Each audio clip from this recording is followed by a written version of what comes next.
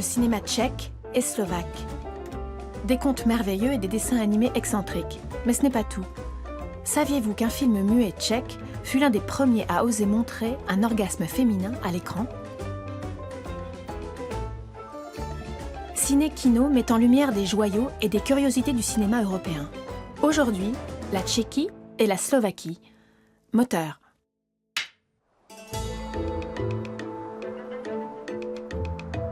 Une comédienne. Markéta Lazarova est considérée par les critiques comme le meilleur film tchécoslovaque de tous les temps. Cette épopée d'une grande puissance plastique qui évoque les luttes sanglantes entre les clans au Moyen-Âge a été tournée en 1967 dans la Tchécoslovaquie du socialisme réel.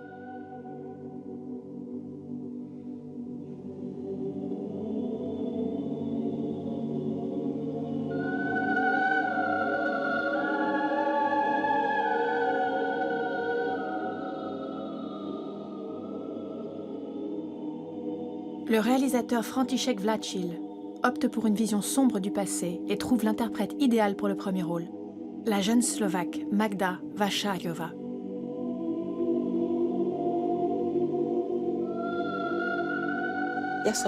J'avais 15 ans, j'étais encore une enfant.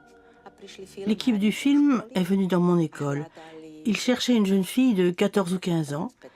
J'avais des cheveux blonds naturels, longs de plus d'1 mètre, je pesais 40 kilos. J'avais de grands yeux.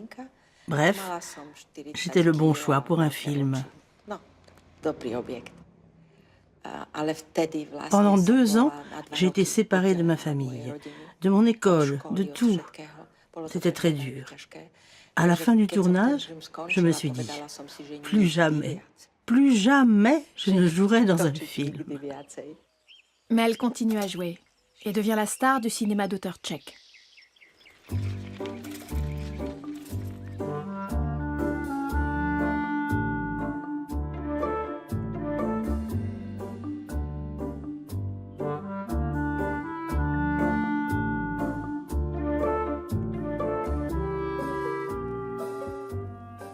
Čím víc toho do seba dám, potom, až raz si to odnesím so sebou. Les oiseaux, les orphelins et les fous. Le film de Juraj Jakubisko est interdit. Raconter l'histoire de 3 jeunes gens devenus orphelins à la suite de conflits politiques, voilà qui était trop subversif après l'entrée des troupes soviétiques en Tchécoslovaquie. Magda Vašáriová va se heurter au pouvoir de la censure, comme beaucoup d'artistes de sa génération. J'ai été renvoyée de l'université à cause de ce film de Jakubisko.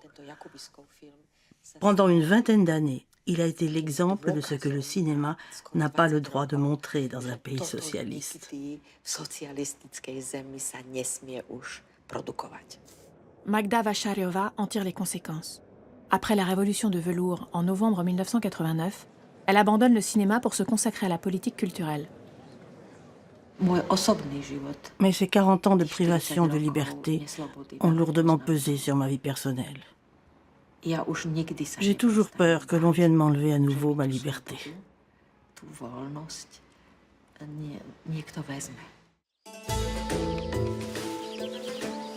Une personnalité marquante, le brave soldat Švek.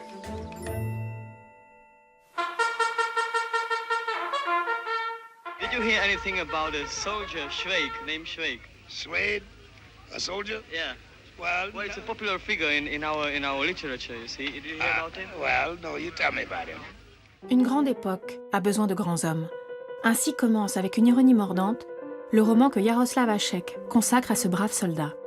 Les illustrations de Josef Lada fixent les traits de cet anti-héros aussi placide que fidèle, traits que l'on retrouvera dans les diverses adaptations. Car Švejk devient rapidement un rôle rêvé pour les comédiens. En 1955, Jiří Trnka lui consacre même un film d'animation en 3 parties avec des marionnettes.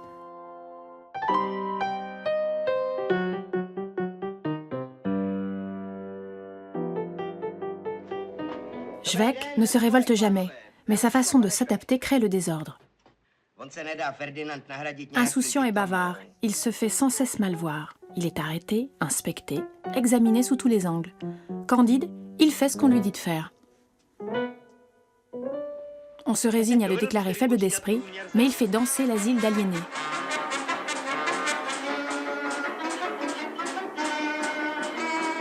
Toute autorité vole en éclats au contact du brave soldat.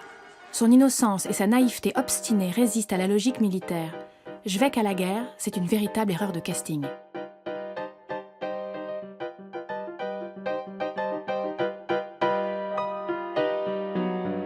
Parce qu'il reste fidèle à lui-même, il surmonte tous les dangers. Il ne les voit pas, tout simplement. Il n'a qu'un rêve. Pouvoir profiter de la vie sans qu'on vienne l'en empêcher.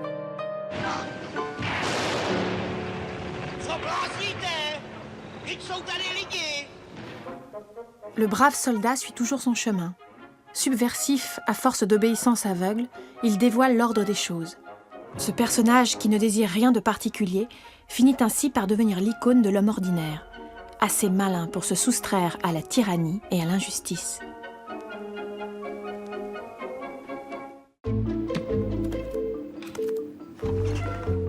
Un réalisateur. Miloš Forman, citoyen américain depuis 1975. Il a offert au cinéma hollywoodien de grands films, des films surprenants avec des personnages inadaptés, des histoires non conventionnelles où se mêlent l'amertume et l'étrange. Il a remporté 2 fois l'Oscar du meilleur film, en 1976 avec Vol au-dessus d'un nid de coucou et en 1985 avec Amadeus. C'est la carrière d'un exilé, puisque Forman a quitté son pays en 1968 après l'entrée à Prague des troupes du pacte de Varsovie. Ses premiers films tchèques comptent aujourd'hui parmi les joyaux du cinéma d'auteur européen. Refusant l'esthétique officielle, ils sont attentifs à la joie de vivre et aux absurdités nichées au cœur du socialisme réel. Après le travail, les amis font la fête, dansent, écoutent de la musique. On entrevoit la possibilité de s'épanouir en dehors des normes. Chaque moment recèle à la fois une promesse et le danger de voir les choses dérailler, de devenir incontrôlables. Nás nejvíc inspirovala reakce na tu nesmírnou pitomost, co se tenkrát tady dělalo. A ve všech těch lidodemo, že, kinematografií, že, ty naprosto teda prázdný, naivní, že, socialistický realismus, že, ukazovat život ne jaký je, ale jaký bude v komunismu, že, a tak dále. No, to byla prostě, na to se nedalo koukat, to byla naprostá nuda. Au début des années 60, Forman fait ses études à la FAMU, l'école de cinéma de Prague, dans une atmosphère d'effervescence. La nouvelle vague tchèque prend naissance ici. Stop. Un exercice de mise en scène à l'école. Kameramann, messen Sie noch einmal das Hauptlicht nach. Es scheint mir etwas zu schwach. Et une scène du film de Forman, Les Amours d'une blonde, tournée avec des comédiens non professionnels, nourris d'observations documentaires. À mon avis, l'humour tchèque est un don magnifique, qui consiste en cette incroyable capacité des gens à l'autodérision. Et c'est propre à Menzel, mais aussi à Forman et à Vera Chytilova, à tous les auteurs de la nouvelle vague tchèque, y compris les plus enclins au tragique, qui se moquent aussi d'eux-mêmes et de leurs concitoyens.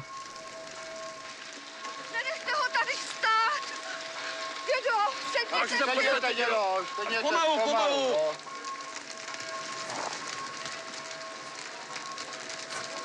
Oni, jděte na scénu, kousek. Teď já tady stojím proto, aby neviděl, jak mu hoří barák. Taky ho na to necháte koukat. Otočte ho aspoň. Jde to blbý. Tak se jenom otočte. Sedněte, pomalu. No, teď on se tam stejně dívá. Dans Au feu les pompiers, Forman crée des situations absurdes que nous connaissons tous. Et il les pousse à l'extrême. D'un côté, nous avons l'impression de participer à l'action et d'avoir déjà vécu cette situation, mais en même temps, nous restons spectateurs. On est à la fois dedans et juste à côté. Et c'est ça, à mon avis, qui nous saisit et nous fait tellement rire. Parce qu'on se dit, c'est exactement comme ça dans la vraie vie. Ça m'est déjà arrivé. Je crois que des comédiens professionnels n'auraient jamais pu produire un tel effet.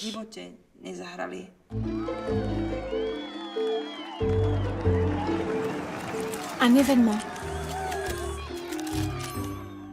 Un retour triomphal d'Hollywood. Režiséři Jan Kadár a Elmar Klos přivezli ze Spojených států jednu z nejvyšších filmových cen světa, zlatou sošku Oscara za film Obchod na korze. V pyžamu Jana Kadára celou cestu z Hollywoodu odpočíval slavný zlatý Oscar. Le lieu de l'action, la République slovaque en 1944. Une mercière juive, expropriée à son insu, et son gérant slovaque. Ils forment un couple étrange. Il doit la trahir et il voudrait la sauver de la déportation. Tout cela avec des conséquences terriblement tragicomiques. Blauw. Voor je Elias. Mittelman. Kinder. Pekler. De Roef.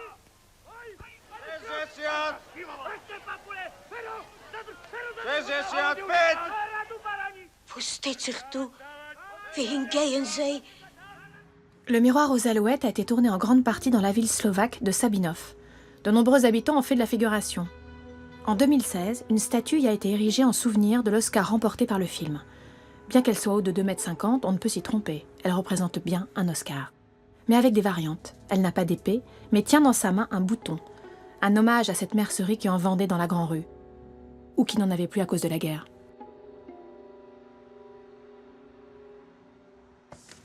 Winner is Czechoslovakia for the shop on Main Street. Accepting for Czechoslovensky films, Jan Kadar, co-director of The Shop on Main Street. Kadar et Klos ont réussi une véritable tragicomédie, dont les personnages oscillent entre honnêteté et collaboration. Tourné en langue slovaque, le film est empreint d'un humour vertigineux et s'achève dans le désespoir le plus profond.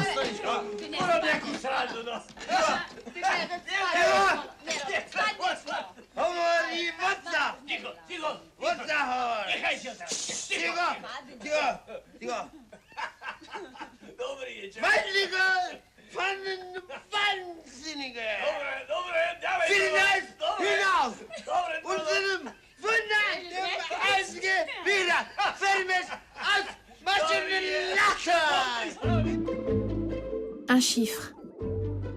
289 230. Les films d'animation du Tchèque Jan Švankmajer reposent sur le principe de la métamorphose. Un photogramme après l'autre, il met en scène des transitions, des transformations. Rien ne demeure inchangé. Les frontières se dissolvent entre l'animal et l'homme, entre le vivant et l'inanimé. Un art subversif où règne l'humour surréaliste. L'animation consiste à mettre en scène des métamorphoses, image par image. C'est un long processus artisanal. Švankmajer a le projet d'un nouveau long-métrage intitulé Insectes, d'après la pièce des frères Čapek, de la vie des insectes. L'économie du projet repose en partie sur le financement participatif. Le maestro a donc fait de la publicité en ce sens sur Internet, où il a livré quelques aperçus de son travail. Résultat, en 4 semaines, grâce à ses fans dans le monde entier, 289 230 $ ont été collectés. Lidé ze západu se často ptají, jak bylo možné v totalitním Československu tvořit tak osobní a svobodné filmy. Ta represe se totiž vyvíjela v určitých vlnách. Uvolnění, utažení, uvolnění, utažení. Já jsem měl to štěstí, že jsem chytil 2 takové uvolňující vlny.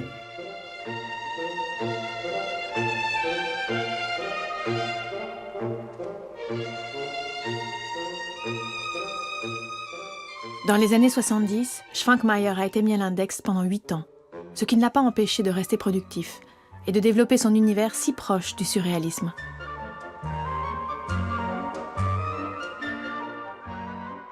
Předměty pro mě vždycky byly životnější než lidé.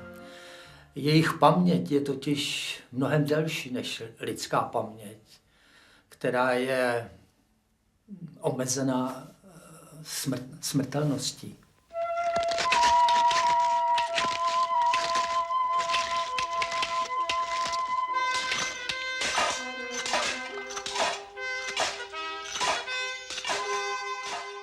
Mám rád staré věci, ne proto, že jsou staré, ale proto, že oni byli svědky určitých emocí, určitých situací, kdy lidé jednali ve vypjatých emocionálních situacích.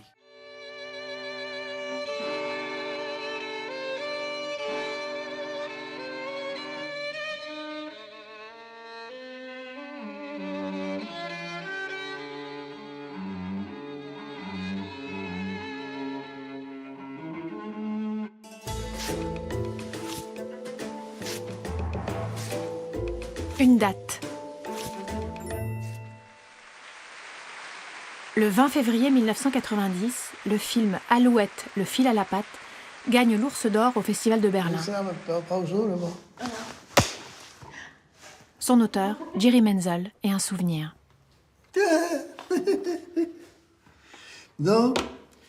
Oui, voilà, ils sont tous là. Un instantané datant du milieu des années 60, alors que la Tchécoslovaquie connaît une brève période de libéralisation. C'était une époque heureuse. J'ai eu de la chance de grandir à ce moment-là.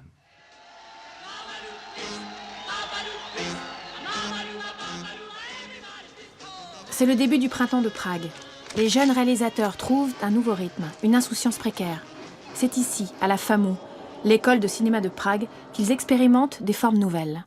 En ce milieu des années 60, l'école jouit d'une renommée internationale, de même que le cinéma tchécoslovaque. On parle d'une génération dorée. Nous avons tous étudié la mise en scène dans cette école et nous avions des liens très forts. Le régime nous a appris, ou plutôt nous a obligés à nous serrer les coudes.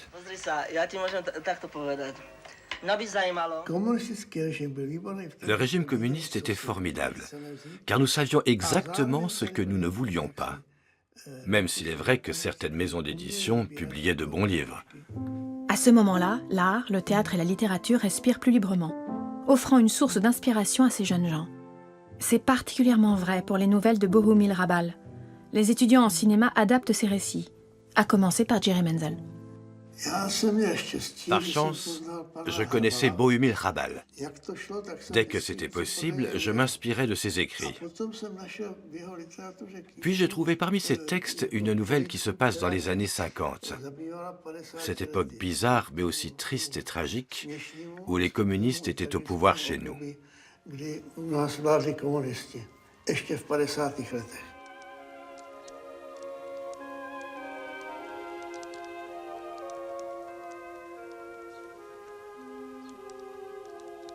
Alouette, le fil à la patte, raconte le travail forcé à l'époque stalinienne, mais d'un point de vue qui privilégie l'absurde. Les détenus semblent plus maîtres d'eux-mêmes que leurs gardiens. Menzel commence à tourner son film en espérant que ce passé a été définitivement surmonté, mais il ne l'est pas.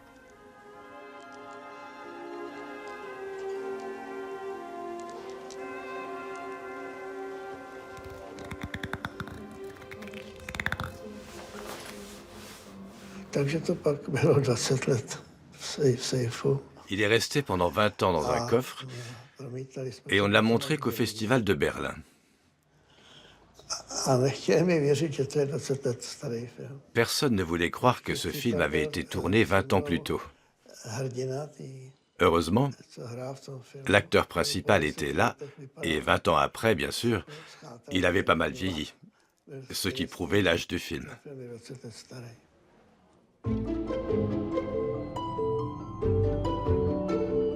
Un lieu, les studios Barrandov à Prague.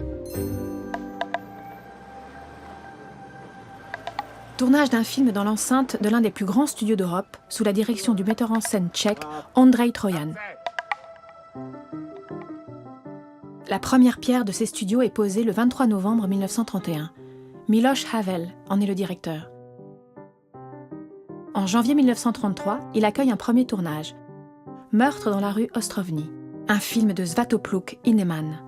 Barrandov passe à l'époque pour l'un des studios les plus modernes. Il n'a aucun concurrent dans le pays. Et les envahisseurs nazis, en 1939, le savent très bien. Reichsminister Dr. Goebbels wohnt in den Filmen des neuen deutschen Filmes mit Hans Albers Wein. Hans Albers est aussi la star d'un autre film tourné ici, Shiva et la fleur de potence, la dernière production sous le Troisième Reich restée inachevée. Schließlich konnte der Drehplan nicht mehr eingehalten werden, denn jeden Tag fehlte irgendein Darsteller. Einer nach dem anderen setzte sich ab. Er verschwand einfach spurlos. Keiner wollte den Russen in die Hände fallen, die schon fast in Sichtweite waren, während der Wehrmachtssender noch immer vom Endsieg faselte. Après 1945, le cinéma tchécoslovaque est nationalisé et Barrandov devient l'épicentre d'une production globalement fidèle à la ligne du parti. Mais la nouvelle vague déferle jusque dans les studios, appréciée désormais par les productions internationales. En 1982, Barbra Streisand tourne ici Yentl. Et un peu plus tard, Miloš Forman revient dans sa ville natale pour tourner Amadeus.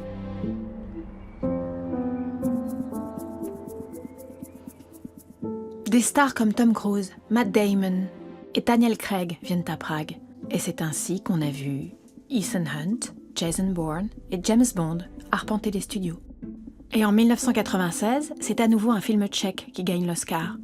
Kolia de Jan Žverák revient avec un tendre humour sur l'époque qui a précédé la révolution de velours.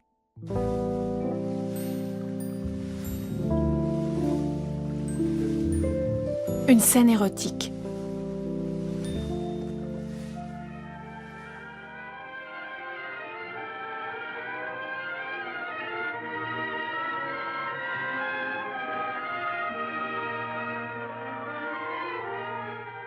Une rencontre tendue vers l'accomplissement.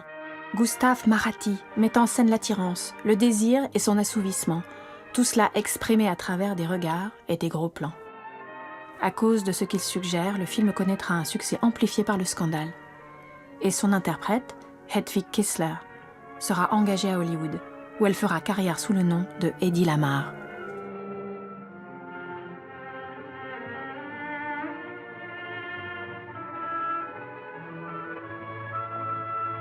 Les historiens du cinéma voient dans cette scène la première représentation de l'orgasme féminin à l'écran.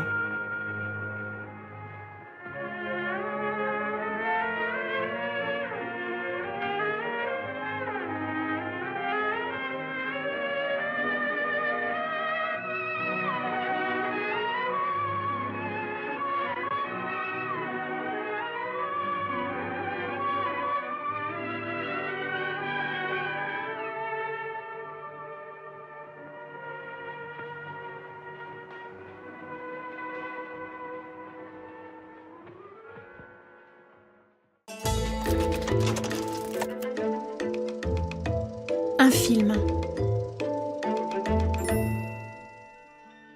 Les contes de fées doivent être racontés de façon plausible, avec amour et persuasion. Le cinéma tchécoslovaque sait le faire mieux que nul autre. L'une de ces féeries cinématographiques deviendra un succès européen indémodable.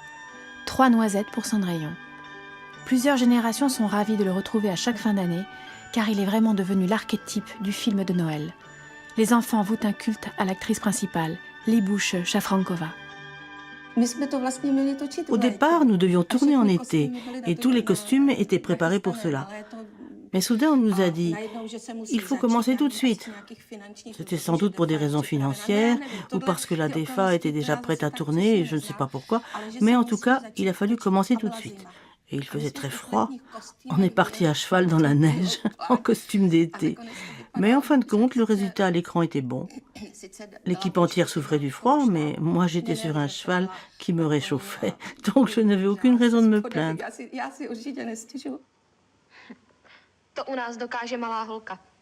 Cette Cendrillon, dans la version du conte écrite par Bodzena Niemcova, c'est ce qu'elle veut. Plus encore que dans la version originale des frères Grimm, elle est pleine d'insouciance et de joie de vivre, et elle a du tempérament. Un personnage de conte de fées, et en même temps, un modèle. En 2013, pour le 40e anniversaire de sa sortie, le film est fêté dans le monde entier. Ils ont pris la scène du bal où je parle tout le temps avec le prince. Les joues sont noires dessus, mais ce n'est pas un ramoneur. Un chapeau avec des plumes, l'arbalète à l'épaule, mais ce n'est pas un chasseur. Un très très long monologue. Poprvé, tváře umouněné od popela, ale komíník to není. Die Armbrust über der Schulter? Aber ein Jäger ist es nicht. Что это там? Не волнуйся. Все выяснится. 銀の縫い取りのモッソのついたドレス。でも王女じゃありません。いかが？ Dommage que vous ne connaissiez pas la réponse à ma devinette. Je dois partir. Et d'un coup, elle se met à parler en arabe, juste comme ça, puis en russe, en allemand, en tchèque, en anglais, et ainsi de suite dans le même monologue. C'est alors que je me suis dit, notre monde n'est pas si mal parti.